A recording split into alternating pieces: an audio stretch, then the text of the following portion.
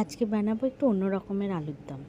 আলু নিয়েছি, আলুগুলোকে গোটা খোসা ছাড়িয়ে সেদ্ধ করে নিয়েছি। এবার নিয়েছি দুটো পেঁয়াজ, আদা, লঙ্কা, দুটো 4-5 কোয়া মতো রসুন নিয়েছি। আর এদিকে নিয়েছি কাজু, কিশমিশ আর টমেটো। কাজুর সাথে যদি কিশমিশটা দেন দেখবেন অন্য রকম একটা স্বাদ হয়।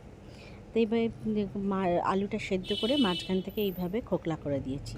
আর এই যে একটুখানি দুধ ছিল, সেই দুধটাকে এই ছানা কাটিয়েছি। এটা হচ্ছে ওনার খাদ্য, কিন্তু ওনার পেটটা খারাপ থাকায় এখন এটা আমাদের খাদ্য।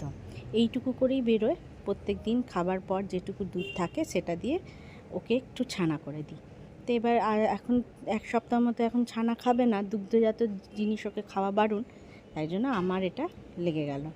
এতে দিলাম ওই যেগুলো খুঁড়ে বার করেছিলাম সেই আলু, একটু পেঁয়াজ, ওই ছোট্ট একটুখানি ওই ছানা, আর একটু লেবু আর গোলমরিচের গুঁড়ো, নুন।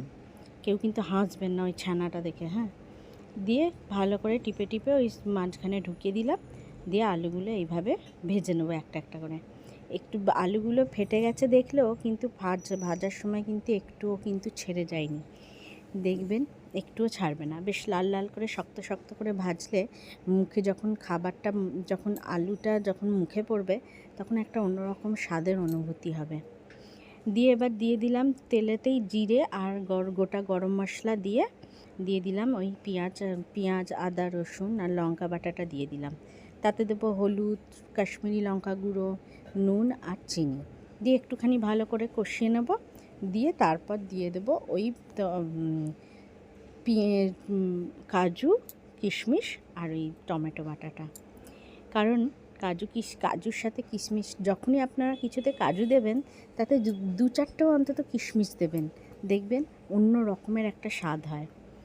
দিয়ে এবার আর ওই বাটি ধোয়া জল দিয়ে ভালো করে একটুখানি কষিয়ে নেব। কষিয়ে তারপর আপনাদের গ্রেভি যেটুকু প্রয়োজন সেইটুকু জল দিয়ে দেবেন। জলটা 1 ফুট ফুটে এলেই আলুগুলো সব ছেড়ে দেবেন। যে আলুগুলো আর কি স্টাফিং ভরে ভেজে রেখেছেন সেইগুলো দিয়ে দিতে হবে। দিয়ে একটুখানি 2 মিনিট মতো আলু যেহেতু সেদ্ধ করাই আছে, সেহেতু গ্রেভির মধ্যে দিয়ে 2 মিনিট ফোটাতে হবে, যাতে আপনার ওই গ্রেভির যে টেস্টটা সেটা আলুর মধ্যে ঢুকে যায়। দিয়েই ব্যাস আলুর দম শেষ। আর নামাবার সময় একটু অল্প ঘি দিয়ে দেবেন, ব্যাস এর স্বাদ একবার অন্য লেভেলে চলে যাবে। এটা রুটি, ভাত, পরোটা যে কোনো কিছুর সাথে খেতে অসাধারণ লাগে। করে একবার খেয়ে দেখতে পারেন। দারুণ টেস্টি একটা খাবার, একটা অন্য রকম স্বাদের আলুর দম, দারুণ খেতে।